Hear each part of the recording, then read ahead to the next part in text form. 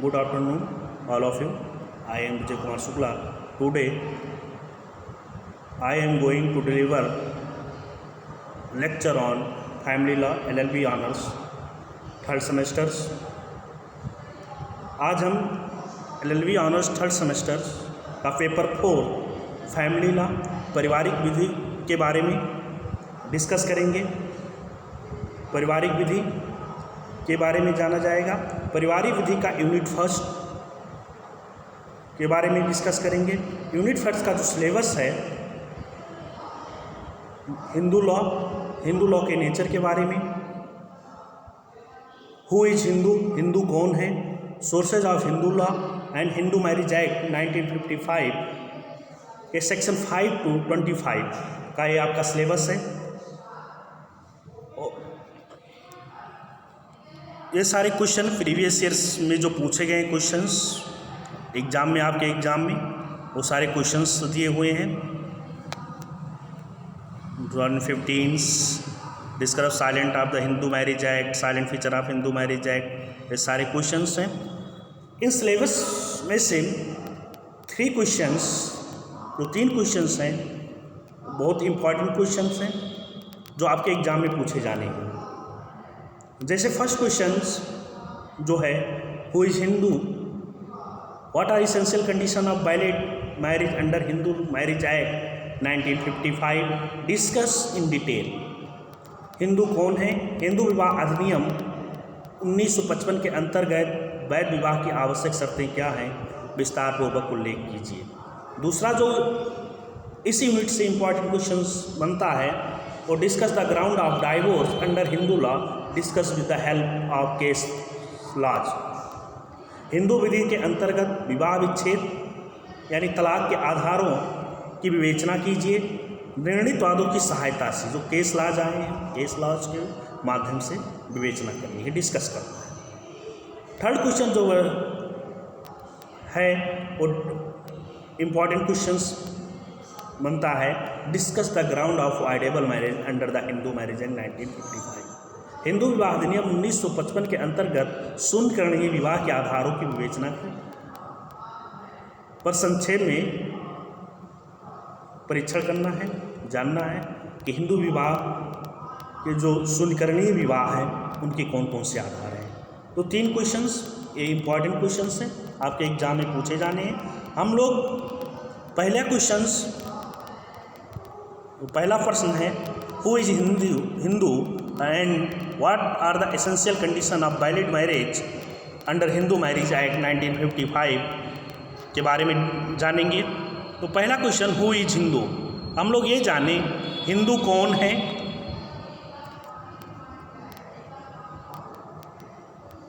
फिर after that essential conditions of Hindu marriage under the Hindu marriage act 1955 के बारे में डिस्कस किया था। तो पहले हम लोग हु इज हिंदू, हिंदू कौन है देखते हैं।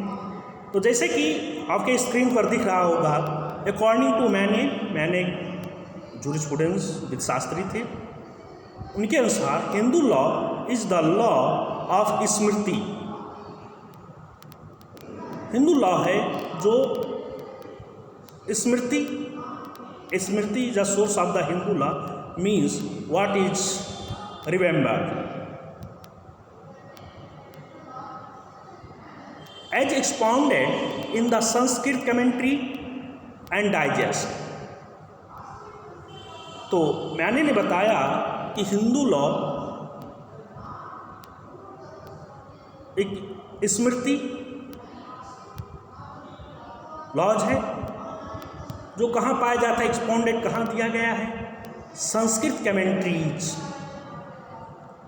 जो संस्कृत के कमेंट्रीज हैं, निबंध एंड डाइजेस्ट, आज से हैं बुक्स, कमेंट्री निबंध और किताबें भाष्य हैं, उसमें पाया जाता है। And modified which is modified by supplement by custom as administered by the court.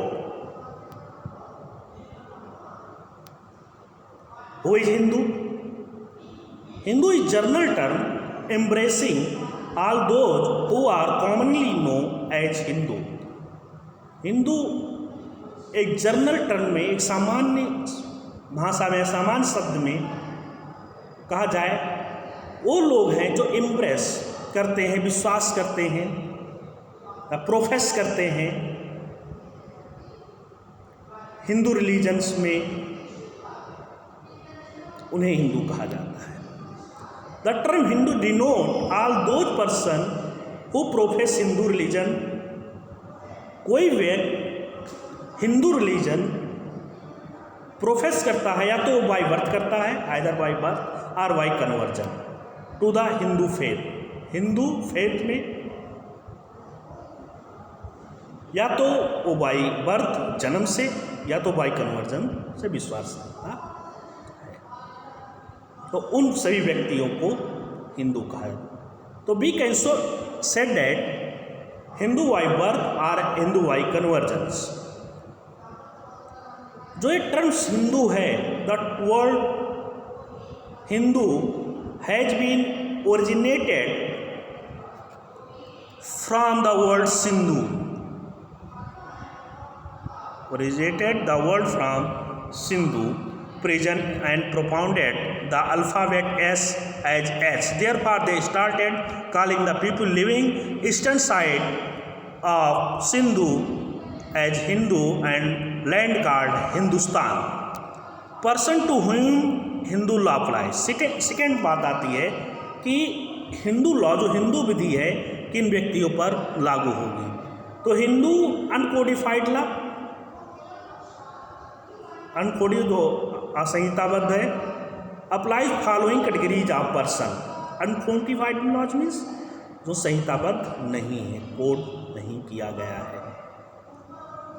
तो हिंदू लॉ किस पर लागू होता है? फर्स्ट, हिंदू बाई बर्थ, जो व्यक्ति जन्म से हिंदू है, and also to by Hindu religion, Hindu by religion, जो धर्म से हिंदू है, कन्वर्टेड टू हिंदुज्म, जो हिंदुज्म में, हिंदुत्व में धर्म परिवर्तन कर लिया हो। Illegitimate children, second, illegitimate children where both parents of Hindu. अधर्मस संतान जिसके पेरेंट्स हिंदू हैं, माता पिता हिंदू हैं, उन पर हिंदू विधि लागू होगा। Third, illegitimate children where the father is Christian and mother is Hindu. Father is Christian and mother is Hindu, and the children are brought up as Hindu, but Hindu law as contemplates the father as the head of the family and son as co-parsonary by birth with the right of survivorship cannot form the very much nature and case applied to the such children. Fourth बात किया, Jain Buddhist in India. Bharat में जो जैन हैं और Buddhist हैं, Sikhs हैं, नाममुद्री हैं, ब्रह्म समाजी हैं, except so far such law is varied by the custom and the Lingayat who are considered as Shudras. तो इंडिया में जैन, बुद्धिस्ट एंड सिख्स, नाममुद्री, ब्रह्म समाज, लिंगायत, इन सबको हिंदू माना जाता है और हिंदू लॉ इन पर अप्लाई होता है। Fifth, a Hindu by birth who having renounced the Hinduism and he reconverted to it after performing the religious rite of repentance. Hindu by birth, जो व्यक्ति जन्म से हिंदू था, आफ्टर दैट उसके बाद उसने हिंदुज्म को रिनाउंस कर दिया, त्याग दिया, लेकिन फिर दोबारा रिवल्ट हो गया, फिर हिंदुज्म में आ गया, तो उस पर भी हिंदू लॉ लागू होगा। 6, son of Hindu dancing girl of the Nayak caste converted to Mohammedan and son of taken into family of the Hindu grandparents and brought up as a Hindu.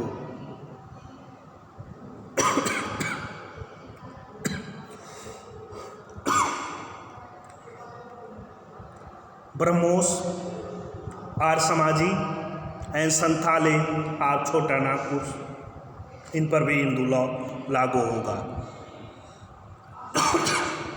Hindu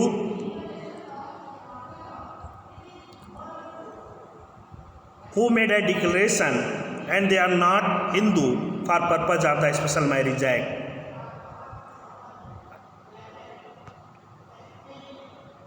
Hindu who made declaration that they were not Hindus for purpose of the Special Marriage Act 1872. And a person who is born Hindu and has not renounced the Hindu religion does not cease to Hindu merely because depart from standard orthodoxy in matter of diet and ceremonial observation. Since passing the Hindu Marriage Act, ये तो Hindu uncodified law था कि Hindu uncodified law Hindu law किस पर लागू होता है, ये देखा गया। अब आफ्टर दैट हिंदू लॉ को कोडिफाइड कर दिया गया 1955 में। Since the passing of the Hindu marriage act 1955, Hindu succession act 1956, Hindu adoption and maintenance act 1956, Hindu minority and guardianship act 1956, following person shall tell to Hindu. अब हिंदू मैरिज, हिंदू विवाह अधिनियम, हिंदू उत्तराधिकार अधिनियम, हिंदू दत्तक एंड भरण पोषण अधिनियम, Hindu adoption and maintenance act 1956 and Hindu अवैक्षता एंड संरक्षकता अधिनियम, Hindu minority and guardianship act 1955 के अनुसार निम्नलिखित व्यक्तियों को हिंदू माना जाता है। Following person shall deem to be Hindu. देखा जाए, a person who is Hindu by religion in any of its form development including, कोई भी व्यक्ति धर्म से हिंदू है और उसका डेवलपमेंट किसी भी फॉर्म में हुआ हो, किसी की रूप में हुआ हो, चाहे वो वैश्य हो, लिंगायत हो, फॉलोअर ऑफ ब्रह्म हो, प्रार्थना समाजी, आर्य समाजी। तो फर्स्ट बताया कि जब हिंदू लॉ को कोडिफाइड कर दिया गया और हिंदू मैरिज एक्ट,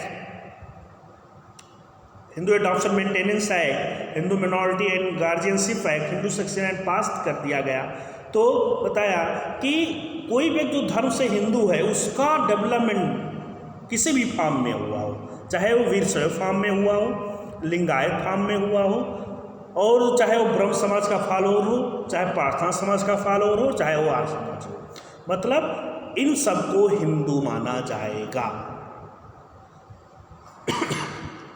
वैश्य, लिंगायत और ब्रह्म समाजी, प्रार्थना समाजी और आर्य समाजी, इन सबको हिंदू माना जाता है।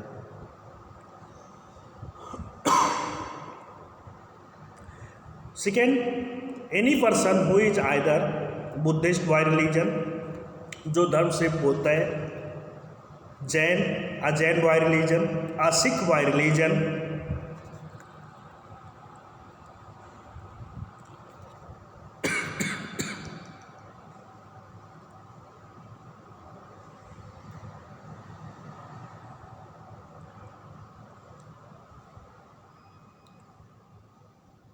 तो बुद्धिस्ट, जैन और सिख इंडिया में हिंदू माने जाते हैं, कई बार और हिंदू लॉ उन पर लागू होता है। थर्ड बात किया, any other person domicile in territories who is this act state who is not. Third point, important point से ये कहता है, एनी अदर पर्सन, कोई अन्य व्यक्ति जो उस क्षेत्र में निवास करता है जहां तक इस एक्ट का एप्लीकेशन है, लागू है, लेकिन बात किया who is not a Muslim boy, वो मुस्लिम नहीं है, क्रिश्चियन नहीं है और पारसी नहीं है, तो उसको हिंदू माना जाए। ये बात किया जहाँ तक जिस क्षेत्र तक ये एक्ट का विस्तार है और वो व्यक्ति न किसी व्यक्ति पर हिंदू लॉ एप्लीकेबल हिंदू माना जाएगा, यह दो ना तो मुस्लिम हो, ना क्रिश्चियन हो और ना सिख हो, तो उसको हिंदू मानेंगे। एंड जीव ना हो, ज्यूस बाई रिलीजन, तो इसको हिंदू माना जाएगा। The Hindu marriage act 1955, act number 25 to 1955, 1955 का act number 25 receive the assent of the President 28 May 1955 and formed that it become a law. This enactment is exhaustive, मान संपूर्ण है, and it has brought important and dynamic change in Hindu matrimonial concept. It is a landmark in history social legislation. It has no simply codified the Hindu law of marriage, but introduced certain important change in many respects. The act has introduced some change of far-reaching consequence which have undermined and sacramental character of marriage, render and contractual in nature. The great extent the marriage under the old law as primarily and essentially as a sacrament. तो Hindu marriage act पास होने के पश्चात जिस पर राष्ट्रपति ने 18 मई 19 अपनी सहमति दी, और इस एक्ट ये बताया गया संपूर्ण एक्ट, इस एक्ट के माध्यम से हिंदू विधि में बहुत महत्वपूर्ण चेंजेस परिवर्तन देखने को मिला। तो इस एक्ट का यानी हिंदू मैरिज एक्ट 1955 का सेक्शन 5 जो essential conditions of Hindu marriage act, Hindu marriage के बारे में बात करता है कि हिंदू विवाह की आवश्यक शर्तें क्या हैं, वो सेक्शन 5 धारा 5 हिंदू विवाह अधिनियम में दिया गया है।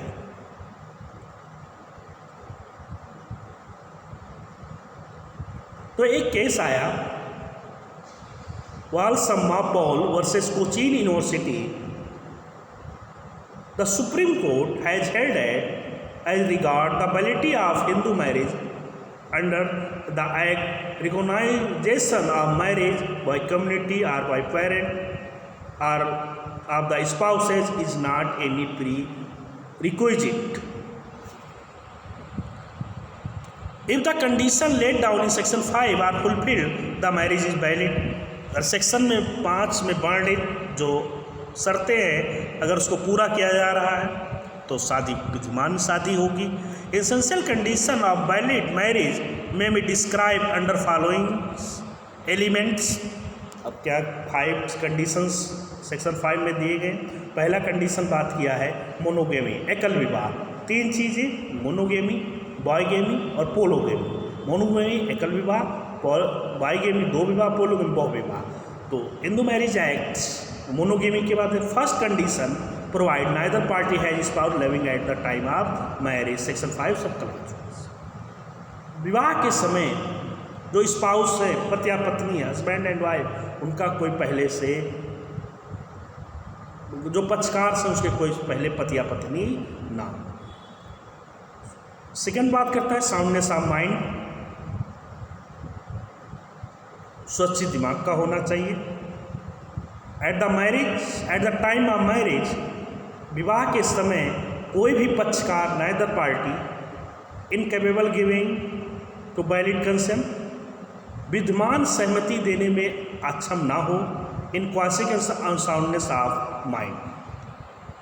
Second, though capable giving a valid consent, valid consent वह सहमति देने में सक्षम है पर he has been suffering from mental disorder, mental disorder से सफ़र कर रहा है। Of such kind of such extend as to unfit marriage and to procreation of children, है subject to recurrent attack, insanity, epilepsy, उसे बार recurrent बार बार दौड़े पड़ते हों। तो पहला कंडीशंस बात किया मोनोगेमी, दूसरा वो अनसाउंड माइंड्स का नहीं होना चाहिए। Age of party, third conditions जो एज ऑफ मैरिज, मैरिज के जो एज डिसाइड है वो third condition is that bride groom has completed age of 21 years, male के लिए 21 ईयर्स रखा गया है, एंड ब्राइड फीमेल्स के लिए 18 years, the age of 18 years at the time of marriage. शादी के समय ब्राइड जो है 18 ईयर्स का 18 वर्ष की हो, और ब्राइड ग्रूम जो मेल्स है वो 21 वर्ष का होना चाहिए। Fourth condition, beyond probate degree. Fourth condition is that parties are not within the degree of probator relationship unless the custom uses governing each of them permit a marriage between two। और condition बात किया, दोनों पक्षकार parties किसी प्रतिषेध रिश्तेदारी में ना आते हो। Fifth condition, beyond sapinda relationship. The fifth condition is that the parties are not subinda each other unless custom uses of such permit of marriage between up to section 5 सब क्लास में। तो सबइंडा रिलेशनशिप में ना आते हो, अगर उनका कस्टम्स और रीतियाँ अलाउ करता है तो लागू होगा। तो 5 कंडीशंस बात किया सेक्शन 5 में, monogamy, unsoundness of mind, age of parties, beyond the degree prohibited relationship and beyond the sapinda relationship के बारे में बात किया। Thank you.